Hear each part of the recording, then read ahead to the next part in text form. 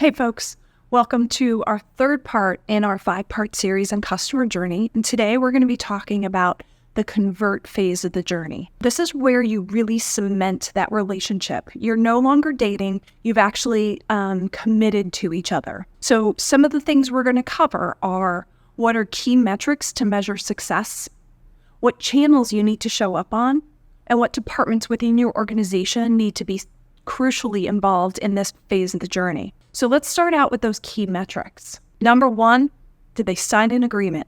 That's how you measure success in this phase of the journey. You also want to make sure that they're actually logging into their account, whatever that looks like for your business. So those are two areas to make sure that you're tracking, you understand exactly what that engagement looks like and what's successful. Maybe for your brand, you actually don't want them to log in for the first 2 days because they need to read up on some materials. Or maybe you need them to log in. The most successful clients log in within the first hour of the agreement being signed. That's a great way to measure success as well.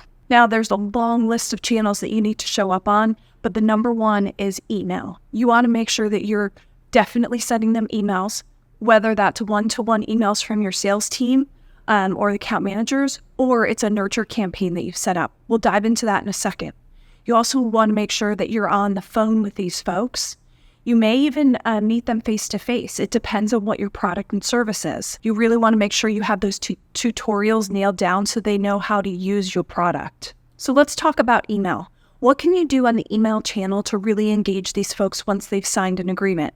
Well, you want to make sure you set up a nurture campaign that welcomes them to your software. And that could be multi-touch.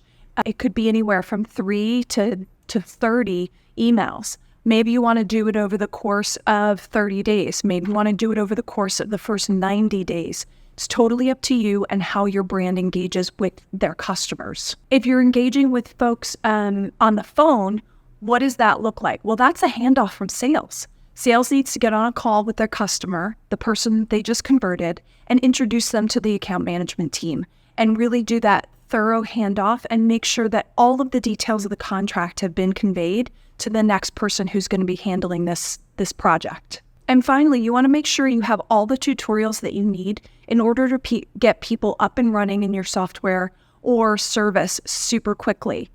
Because the more sticky your product is with them, the more likely it is that they're not going to cancel when their contract is up. So finally, let's look at what departments actually need to be involved. You want to make sure that the sales team is involved, the account management team is involved, and customer support is involved.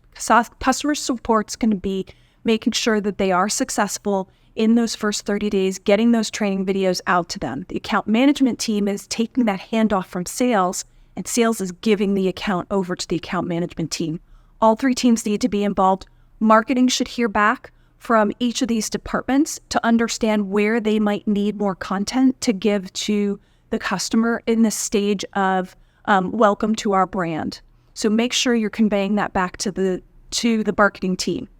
Thanks so much for joining me today. We've got 2 more stages in the journey, and I look forward to going over them with you.